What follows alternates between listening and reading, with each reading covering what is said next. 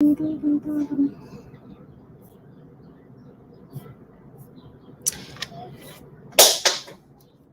everyone.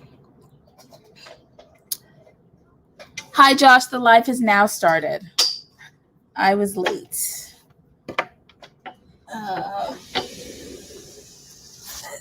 It was just a combination of me and traffic. Hello, everyone. We'll wait a few minutes for people to get in. I see that there are about 5 people here. So please let me know who is here. And we can just start by you saying where you are in the book, and I'll grab my book. How was your week? How are you doing?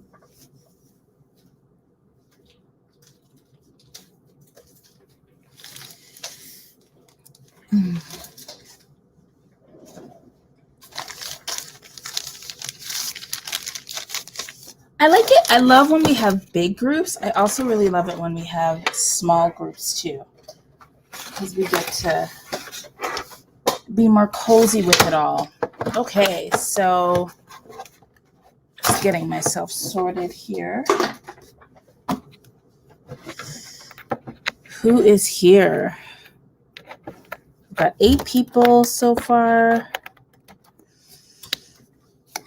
Okay.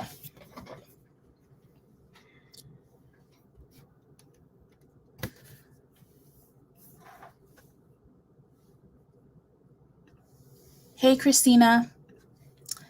Hello, Mr. Proven 3. Good evening. Hello, Josh. Hi, Priscilla. Hey, Tati. And okay, so Josh, you've just finished chapter 3. Your week was fast, but all right. Can't believe we're 21 days into May. I know when it's my birthday month, it needs to be longer. I think it should at least be 90 days. Hi, Justine. You're going to start chapter 4. You're where we ended last week. You exercise self-control. Very good. Oops. Hey, Geraldine, you're almost home. I was in your position a few minutes ago in an Uber being like, ooh, it's 7. They'll forgive me. Hi, Alicia. Hi, Maria. You finished chapter 3 last time. Great. Okay, I think I am also, oh my gosh, I don't even have a bookmark in here. I think I finished chapter 2, I want to say. Yes, chapter 2. Okay, and you're just starting chapter 4. You're on chapter 5. That's great. Great. Okay, so as I promised, we're doing something a little bit different this time. So if you are interested in joining me as a guest tonight for probably going to just do 90 minutes for our live, then please let me know if you are interested in joining the broadcast. And what I'm going to do right now is share a link. What's the best way to do this? Actually, the best way to do this would be if you could, what is the best way to do this? If you feel comfortable putting your email address in the chat, I can send you a link. Or, you know what I'll do? I'll just put a link in. I think I'll be able to put a link in here. Let's try that. One moment. I'll put a link to the StreamYard for guests in here. Invite a guest. Copy to clipboard. Okay, so I'll put a link in, and then you just want to make sure that, obviously, I'll have to make sure that no weirdos try to get involved. Oh, Tati said I can send her a link. So that's great. I will send you a link, Tati. How about this, Tati? I'll send you the link, and then if anybody else wants to join, they can also get the link from you. How about that? I feel like that's fair. So, okay, and then people can join in as they want to. All right, and we can join in like after the first sprint. So let's do a first easy sprint. We're starting easy because this is Survivor and we all want to make it. So we'll do an easy sprint of 15 minutes and then we will see who has joined and we'll have a chat. So happy reading, and I'll put the timer up for 15 minutes.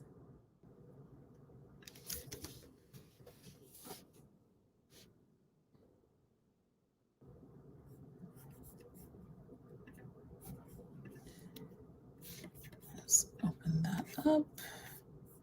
I'll restart it because it already started. Sharing the screen.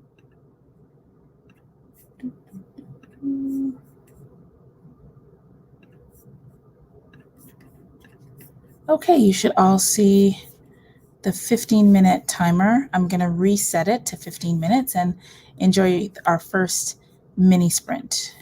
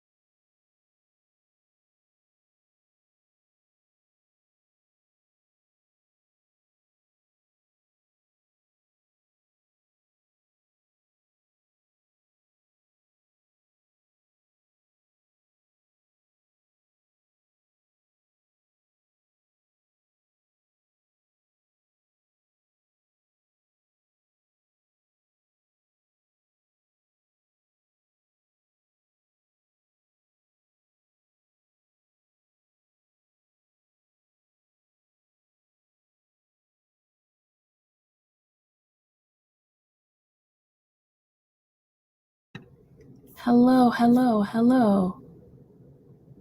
Hi, Tatiana. Hello. How are you? Happy Friday. Happy Friday. Your internet is acting up, but it froze. Oh, okay, now. It froze on you like smiling and moving, which was really cool. Oh, okay. I'm good. How that is because I'm fighting my internet right now. Got you. Got you. So Um, for some so reason, go ahead. no, I was just gonna ask you and also everyone, I think like it was interesting. I was watching another slow read and they really got into like the plot of things. And I was like, oh, I noticed that like the questions that I ask are more like thematic. And so there's like so many ways to approach how we get into what we're reading. But I thought what I wanted to do for the first question, and we won't spend like a ton of time on this like in between chat, but I wanted to know what you and what others think about Survivor as an anomaly within the Patternist series, and like what is it about Survivor that feels different from the others? Does it feel different from the others? Like as people are reading it, are you like, is it odd? Like what are you finding odd, different, or if anything at all? And like, yeah. I don't think right now I'm finding anything odd because right now one of the things that Butler does, and well, at least from what I can tell with the Patternist books that we're actively thinking about, and I'm actively thinking about in this way because this isn't how I normally read, is the buildup and the information that you get for the world building um interweaves it, like it's interwoven into, so you go from the world building aspect of it to where we are today. And I think that was really evident in, oh my gosh, I just told, in Clay's arc, because you had the dual timelines. Yeah. But it's kind of like for where I am, and I know I'm ahead of you, but for where I am, it's kind of like the same thing because you have these two. I don't even want to say people. That's just one thing that's very interesting. That is something that I think about a lot when dealing with alien stuff. But nothing right now feels odd to me because I feel like we're still in the world building part of it. I find Alana's perspective and her place in this missionary circle community situation very interesting, while also not being surprised by knowing the basis of like the missionary circle. And this is still a very not used or taboo situation with this young Black girl who is being brought into this white community and then being groomed to fit in to what is acceptable to this white community while still having pointed out for her the things about her that are unacceptable. So yeah. But yeah, nothing at the moment feels odd. I'm waiting to get to the point in my reading where I'm like, okay, I get why she didn't want this published. Yeah. I find that I'm reading for a breaking point or a diverging moment. And Mm-hmm. I for some reason believe that it's going to be really obvious and really prominent. I'll be like, yeah, that's why she didn't want anybody to read it, right? And I don't know that that's fair, but that is honest in terms of like how I'm reading this. Mm-hmm. Um, what I will say though, like for me, having read the having read Octavia E. Butler's Aliens before, um, that's not altogether surprising to me. Like, I'm not very far at all. Like, I'm really slow. Like, I'm on chapter 3. Like, I am slow reading this. And I'm completely fine with it because it's short.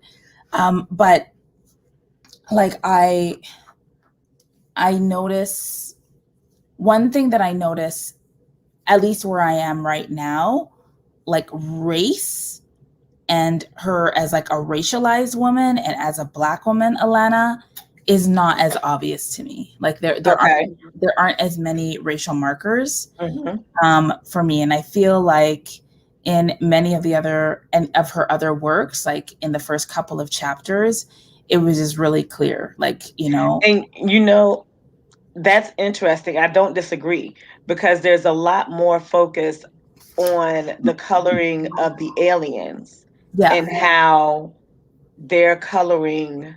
what their coloring means as it changes. And we're learning what Alana has come to understand as first being under the Garcon and then with the tech on. Yeah.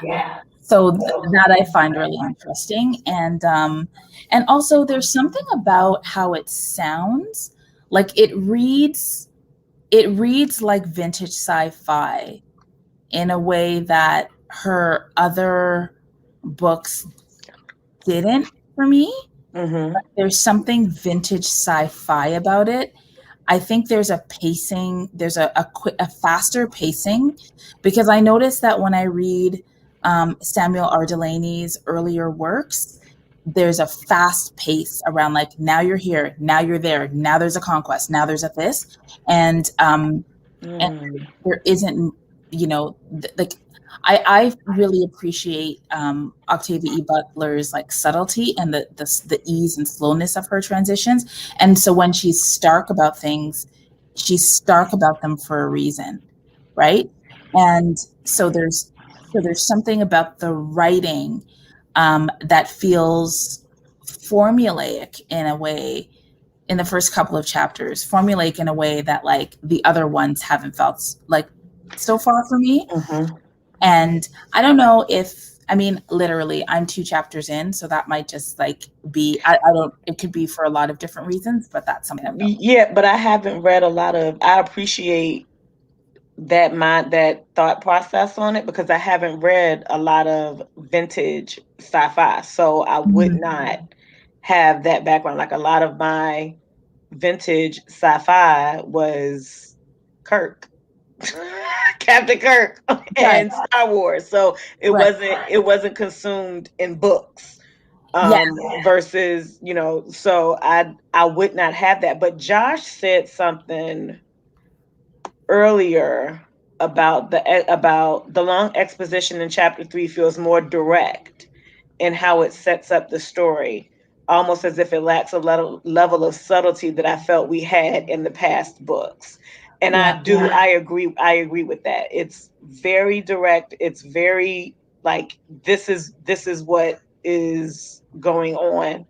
I also don't think that these aliens are as interesting as her other aliens. Right. Got you.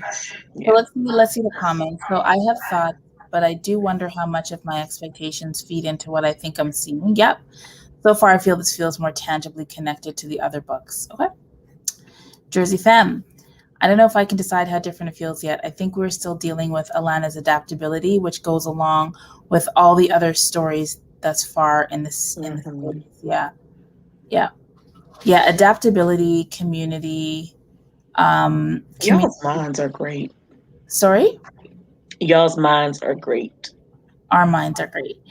And Maria, it doesn't feel strange to me yet. I see a continued question of what does humanity actually mean? What makes someone human and what makes someone a monster? Which is like totally patternist. Like that's the thesis of patternist right there, I think. Like the whole series. Yeah. Because we encounter so many potential monsters, actual monsters, proposed monsters, asserted monsters, unwilling monsters, right? Like and suppressed monsters. Suppressed monsters, that's a good one. The premise does feel like more of a common sci-fi trope than the rest of the Patternist series. Yeah. And I can't really put my finger on what it is about it. I think there was something about like, you know, she's brought back, like, you know, there was a battle and then the prisoners are returned home. She's the only one who survives. Like there's something about that versus like in Clay's arc where we have the perspective of the survivor, right? The like, you know, he was a survivor, the physician, right? So he was a survivor of the crash. Right, of the crash.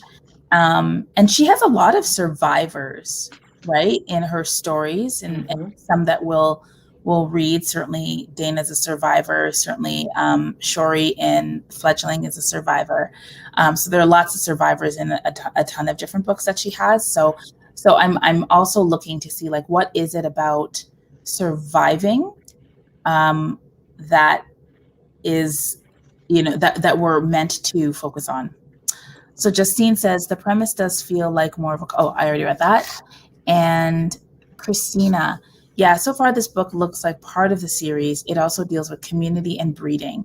We still don't know why Octavia wanted to disown this one. Yeah. And, you know, I wonder, I wonder, this one was written, I want to say 78, but I'm probably wrong. This one was written in 78.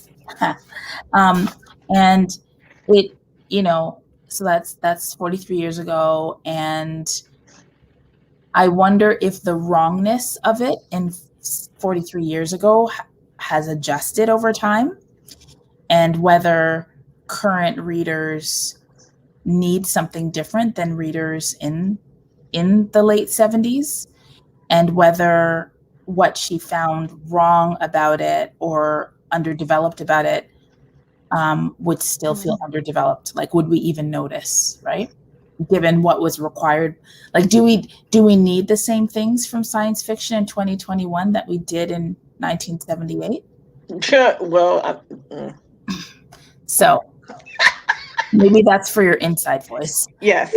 Geraldine, I have just reached the part in chapter 3 where Clay's arc is mentioned. I felt unsettled until then. I needed that connection to the series. Same. So Geraldine, I haven't arrived at that point as yet, and I'm just curious about your need, right? Because I also have a need. I have a need for this to belong, and I have a need for all of the books in this series to have a very obvious connection, and that's like my need. And I'm curious about that. So do you want to share your need, Geraldine, in the chat? I can tell you my need because there's so much, like there's so much around. First, the fact that this was like not published and that she felt the series was complete without Survivor being kept in print, but also wanting to know, because in my, like, Clay's arc did not really feel completely connected to the Patternist series, because number one, I wanted Clay. Like, I wanted Clay Dana in Clay's arc, and I didn't get that. And so I didn't know if this was going to be a separation, another separation where we have people who are so far down the line that the plague is so, so common that it's, no one really cares about or thinks about anymore where it originated from. But this is part of the series. So I needed to know where this fit in the series. I needed to know where, at what point, and if Clay's arc isn't mentioned, at what, we know this takes place after the plague.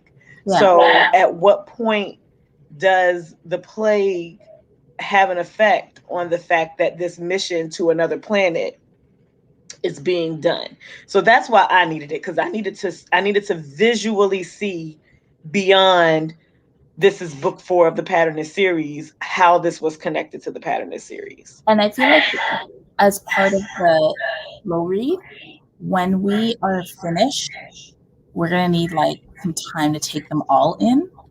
I'm not sure if we're going to do that, but we're going to need to like map this. Maybe have a graphic facilitator join us and like map on a whiteboard while we're all talking, so we see how it all like comes together. But anyway, we'll get there. Definitely agree. I'm still very much in the world building stage and trying to understand the dynamics of the missionaries and the alien groups, and we're learning where Alana fits, 100%. This doesn't feel like a separation, but it does feel like it's set up as a non-essential branch of the narrative. And yeah, of the narrative tree.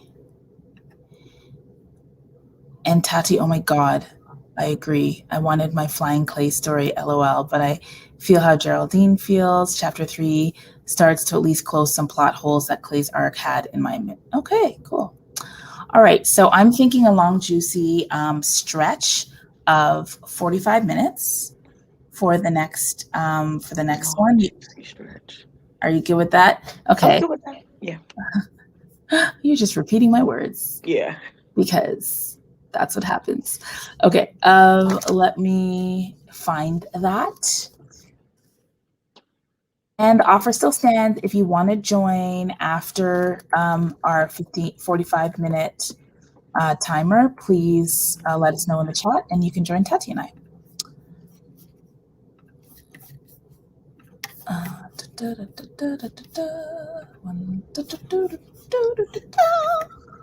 Okay.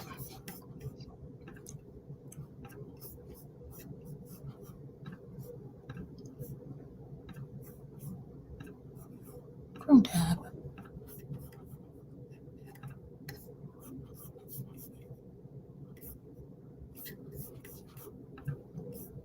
All right, everyone. Happy reading.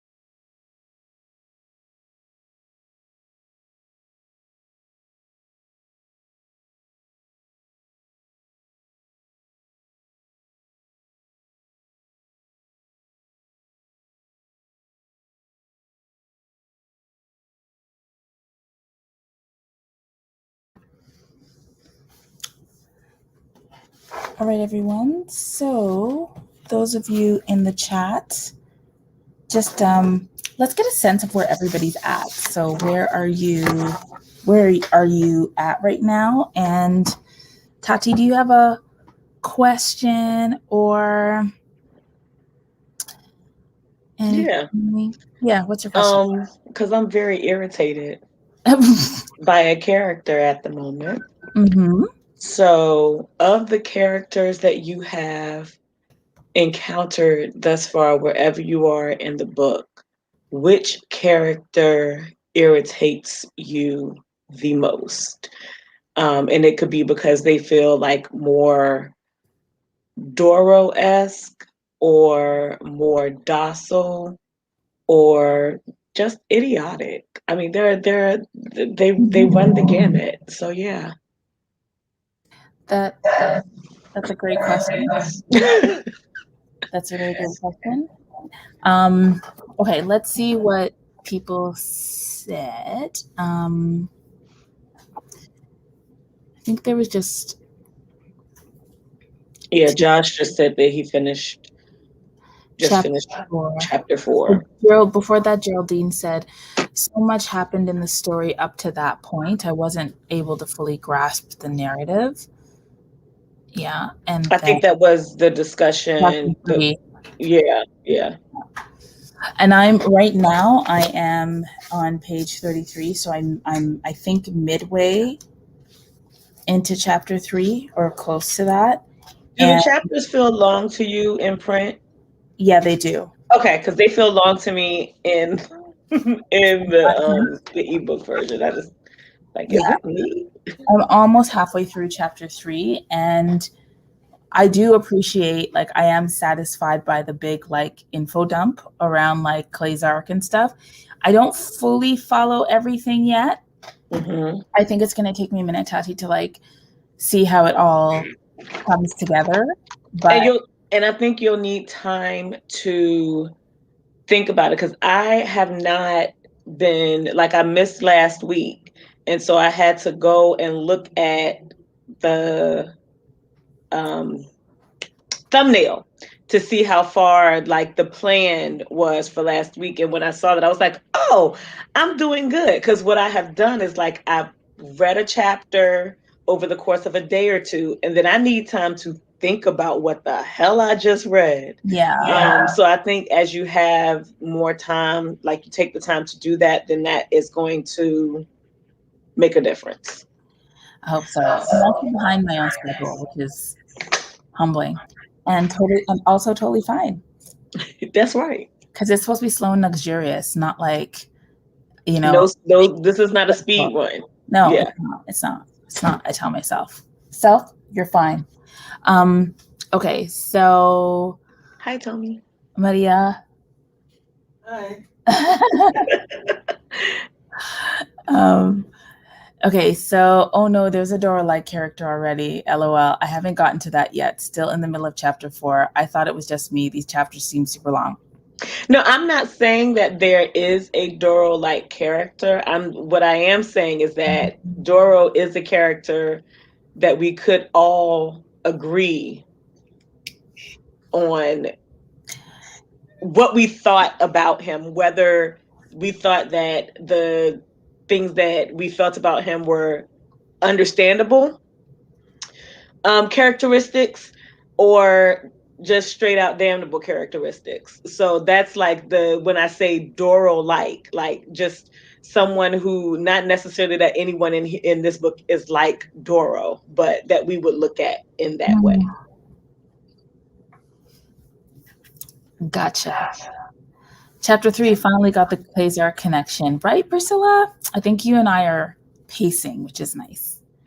So Geraldine, you're at the end of chapter 3. Maria, Natak is the most annoying to me right now. Beatrice Small is the most annoying to me right now. I just need to backhand her. I literally said that. Still reading chapter 4. This book is harder to wrap my mind around because of all the terms and language. Yeah. I don't really feel anything for the characters yet. That's interesting. Now, in the other books, did you feel that you had a stronger emotional connection to the characters earlier in the plot. Tamara? Just started chapter 5. I guess the character is Natak because he's a bit like Doro. Tom, right, not Mr. Proven 3. Got you. I'm in chapter 5. It seems very plot driven and I'm confused by who is who. None of the characters seem as clearly drawn to me as in the other books. So I guess like people are starting to feel maybe some of what OEB was trying to say, because she did say that it was premature. I don't, that's a possibility, but I can also understand, like when I'm reading this, I feel like I'm watching the story of like somebody retell their story, or watching, like, what's the thing where you have like an interrogation where you have multiple persons who have participated in something, be it a trial, be it a crime, and you're getting you're getting sides or information from each character, but you're on the outside looking in, so you're not really connected to these people as people. You're just taking in that information. It feels more like a recounting of a research situation to me in some ways. Okay. I definitely see. If I'm wrong, Tom, let me know. I see that tone in chapter 3 more than in the others, for sure. Yes, we all despise Doro. Fact. And yes, the chapter seemed long and more dialogue. Yeah. Chapter 4 was enormous. I guess chapter 5 will be too. I suppose Natak seems most likely to be the sort of Doro character. I think so. Though I'd love to see OEB surprise us with an unreliable narrator who wrongly thinks they have a grasp on the society they're in. Yes. I'm so yes on that. I don't think that's going to happen just because of her desire for this to be no longer in print.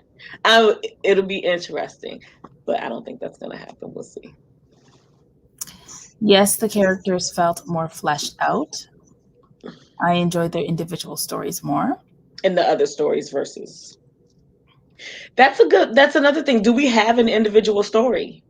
In Survivor, do we actually have an individual story? Maybe that is also, or was also,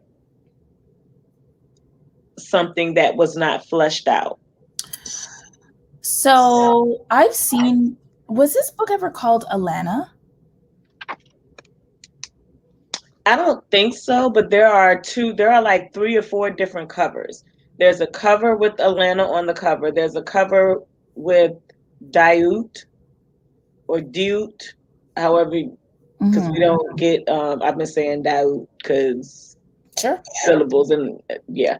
On the cover, and then there's another cover with a tree or something. I love that one, the white. Yeah, but it's with the tree. No, that not the cover that you have. There's a cover with the tree with faces in it, I think. Yeah, and the colors are white, green, and yellow or something. Yeah. So I don't know that.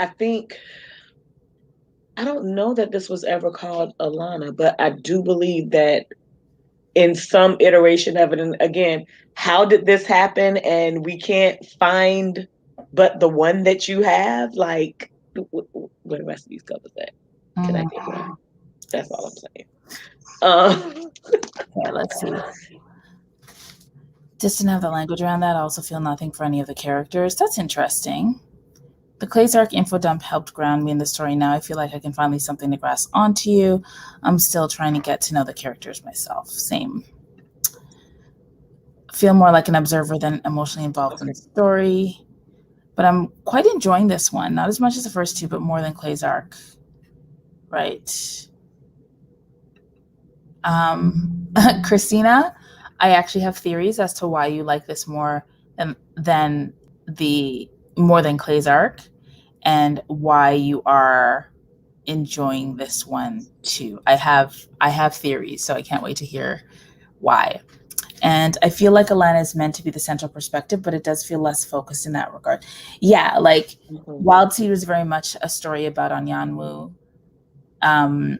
Mind of My Mind was certainly a story about Mary, right? And then Clay's And arc. then Clay's arc was definitely not a story about Clay. It definitely I'm wasn't. sorry. I'm and I enjoy Clay's arc, but I wanted You got Clay. really strong feelings about this, Tatiana. I do. Okay. All right. So we're going to do our last sprint. Does 20 minutes sound good? Because we had like a pretty good. Oops. Yeah, I had my Bookly situation. Oh, I stopped it. Going. I haven't read as much as y'all because I had to go upstairs and get my notebook where I started writing in my thoughts on this book so that I could write. I'm doing something that I'm very uncomfortable with. I haven't made any notes or annotations, and I feel I wasn't in that book either. well, yes, obviously. But like I haven't even tabbed it or anything. So I don't know. Like I'm just gonna be okay with this for now. You can use paper because I mean, what if a tab those pages are what if a tab like takes the ink off or like nope. All Nope, these nope, things nope, are nope. very important considerations. So we shall see. Okay. All right. People are laughing at you.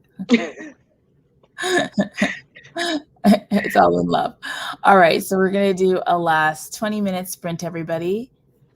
And then, Tati, think about whether there are any like booktube announcements that we need to let people know about. Okay. 20 minutes.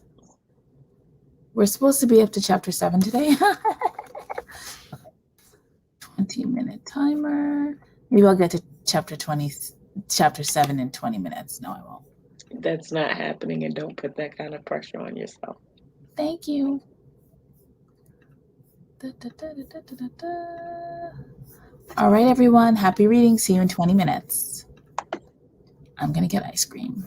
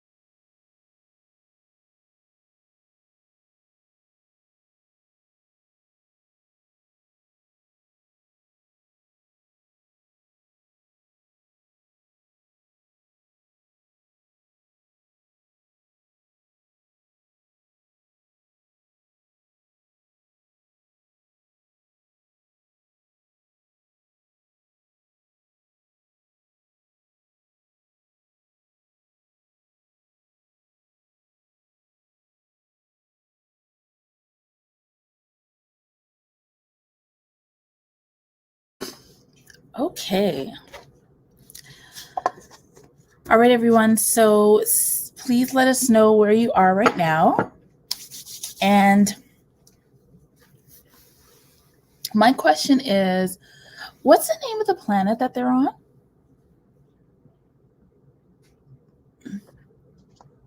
I need you to know. I wrote that. You probably can't see it. No. What? Oh. Do we know this planet's name? We have the same brain. I love this so you should be worried. So whatever planet they're on, if you could add one thing to the landscape of the planet, it could be like a feature, it could be a creature that wasn't meant to rhyme, it could be like anything. What would you add to the planet? Cats. Sorry? Cats. Cats? Mm-hmm. Like, not even that I like cats, but I would need some kind, like I want to say, like I was gonna say dog because Buffy, yeah. But I think cats are more like the self-sufficiency. Mm-hmm. Is it a word of them? Yeah. And their ability to get away when they sense danger, as opposed to sniffing it out of curiosity. Yeah, cats.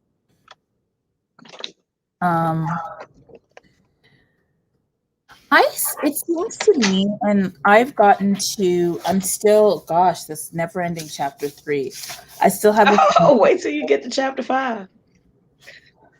I have a million more pages. No, only 6, for chapter 3. But yeah, like I feel like the planet is really small in the story. Like I only really know what the valley looks like. I don't really know anything else as yet. And they're in a really small part of this planet with no name. So I definitely would want more, wildlife. And I would also like more atmosphere, right? Like, is it windy? Is it? Huh? Josh's comment is my comment about aliens in science fiction that I have had since I was a kid. Mine is much more crass, but yeah. So I want more atmosphere. Like I want weather and like texture and stuff like in the actual island, because I don't yet feel it. Mm-hmm. I feel the trees and the addiction and all of that, but I don't feel the other things as yet. So Josh, more biological diversity. One of the most disappointing things about the book is the very Earth-like ecosystem. Yes. And I mean, it was meant to, the point is it was supposed to be another Earth, right? Like, right. It's supposed to be habitable. Another inhabitable planet, because Earth has been ravaged by this plague. So they were looking for another planet that could be habitated by humans without damaging with our internal makeup being able to adapt to this new place. But when I see the more biological diversity, like as a kid, I could never, and a teenager, I could never understand how you have science fiction shows where humans go to these other planets or interact with these aliens and everybody's genitalia is in the same place. Like that makes no sense. Like y'all don't even have 2 legs and 2 arms, but yet there's your penis and vagina. This makes no sense. Like that. Yeah. Well, it definitely shows what the author's priorities were. Yes. I'll leave it at there. Keep it classy tonight.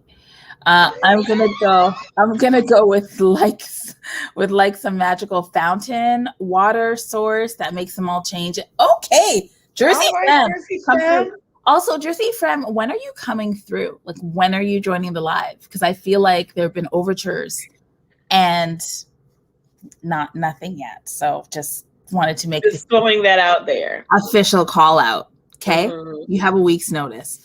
Oh, damn. So that makes them all change. Just kidding. It's totally optional. Makes them all change in some way. I'm missing something more fantastical. Yeah. Definitely. It's for aliens on another Earth-like planet. This is pretty mundane. I was getting ready to say our brains. No, we know. We know. Is the mundanity? I am making up words. Mundanity is a word. Is it intentional? Of course, it's intentional. It's very mundane, and it's very, for what they were doing, run of the mill. The only different, like, I have other things that I wrote down but you haven't gotten there, so I don't want to say. I have a lot of things that I wrote down there. Okay. I just think, but I think also that if it's supposed to look like that out my window, then that's supposed to be mundane, right? Like there is something, what's the word? Provocative about creating an Earth-like alien planet that feels mundane. Like that's actually creepy. Yeah. In the 70s. Yes. A tree that is the antidote to the Mekla tree. Oh, that's really cool. I want that. I definitely want that. And like in 1978, like what were the alien planets looking like back then? And would this have been a significant like narrative transgression or world building transgression? Interesting. Yeah.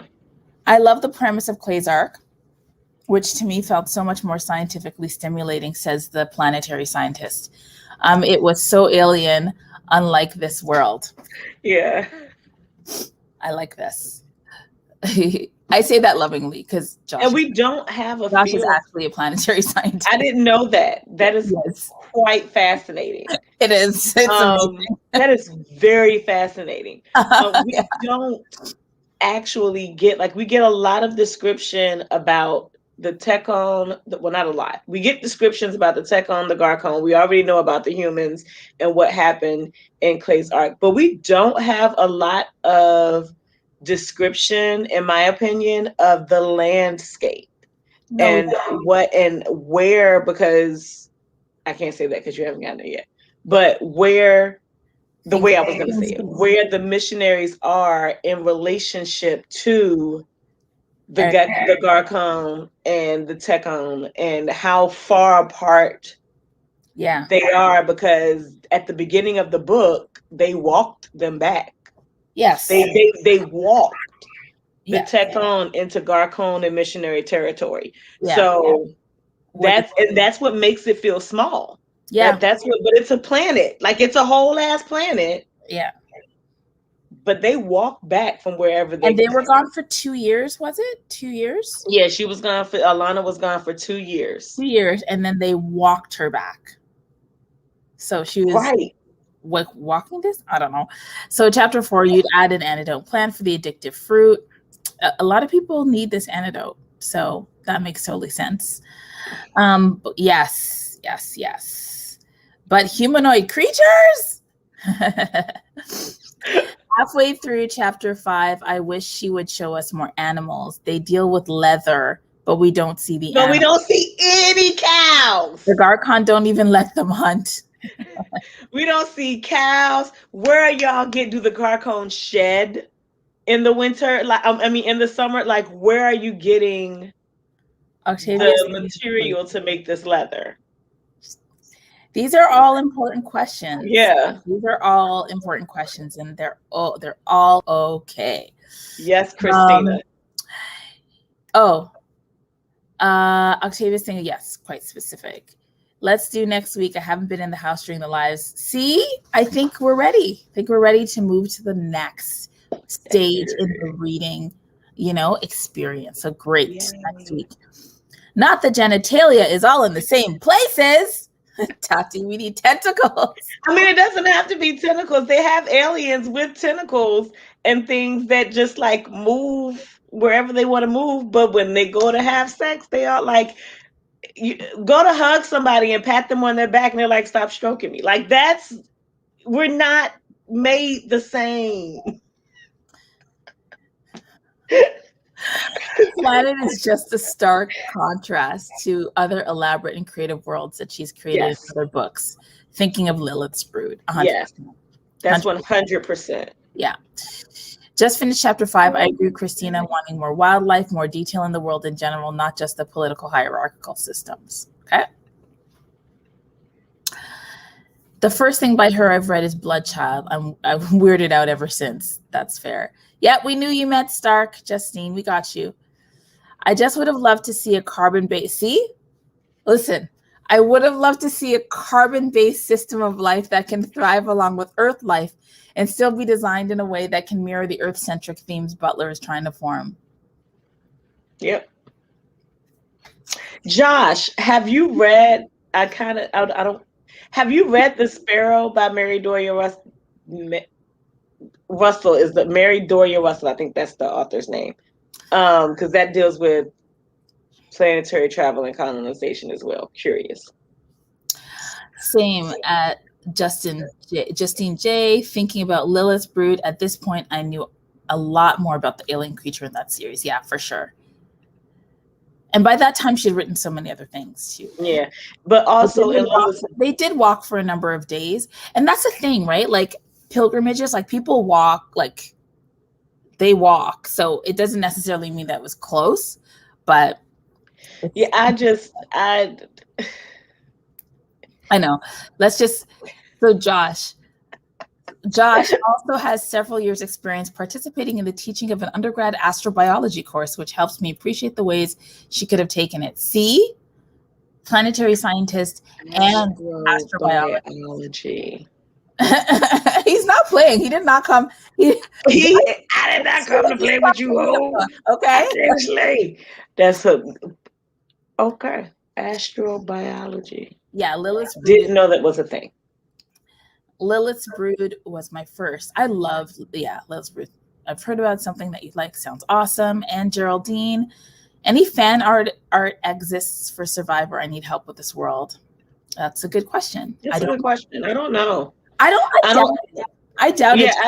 I question whether or not enough people who are artists have had access to read this book. Yeah.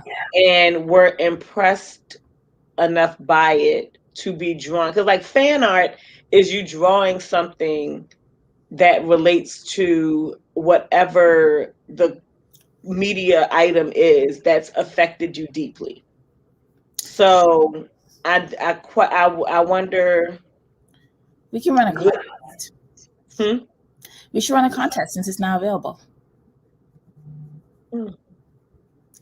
Yeah, you're like, work.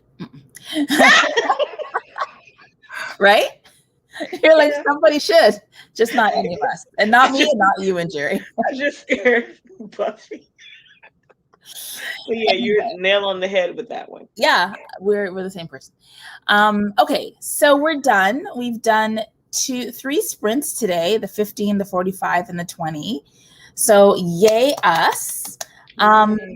And we will see you next week. Let's just see some other comments. So in terms of anything happening this weekend, booktube wise, I am out of the loop. I believe there have been some announcements on Comfy Cozy Up in regards to the Caribathon, but I think that happens in June. Okay. I don't believe that's happening at the end of this month. Heaven help me if I'm wrong, because I need it to be in June. That is the only thing off the top of my head, and I just know about that because I scrolled through Instagram a couple of hours before the start of this. So, right, okay, all good. All right, everyone. So let's just see. It's weird because even Doron and Yanwu felt more alien than the peoples in this book. And astrobio is awesome because it's so much more than alien biology. It's the intersection of the chemistry, physics, and geology as it intersects with life. Okay, Tatu? I am intrigued, Josh, and like I am this, yeah, definitely intrigued. I consistently made a C in science. I just need to put that out there. But I love hearing about it. So I had no idea. I've seen you on every freaking live and had no idea. And now you do. Thank you. Yeah. Any parting words, Madame? Thank you all for joining. Yay! And hope you enjoyed the rest of your slow and luxurious reading. We will see you next week, Friday, same time, ready to pick up where we left off. If you decide to read in between, please do. Oh, one announcement is there's another slow read that's happening right now. And for those of you who for those of you who are interested in N.K. Jemisin and want to read the Broken Earth trilogy, the lovely Chloe of Thistle and Verse and a group of her people have started a slow read of the Broken Earth trilogy, which will be going on for the next couple of months. Thankfully, they only started last week, so you have started with the 5th season. With the 5th season. Saturday. Yeah. I'm a part of that slow read, so if you are interested in joining, that's definitely something that you can do. And I think that they have another session tomorrow at some point, so I think they're on Saturday, so feel free to check those out. And lots of thank yous, lots of you're welcomes. It's wonderful to see everyone here. Oh, and one more thing. If you are interested in being one of the facilitators of one of our discussion breakouts during the live show on May 30th, please let us know. You can let us know by sending me an email. My email address is onyxpages.booktube@gmail.com. You can see it on the About page on my channel. So Onyx Pages, I'll put it in here, .booktube@gmail.com. And just let us know if you are interested in being one of the discussion groups. Regina Renee is here, and she was one last time, and that worked really super well. Yeah. And the more we have, the smaller the groups can be, and the smaller the discussion groups are, the richer the discussion and the more opportunities each person has to speak. So we are definitely open to having more people volunteer to do that. So please definitely let us know. All right, are we good? Are we good? All right, good night, everybody. Good night.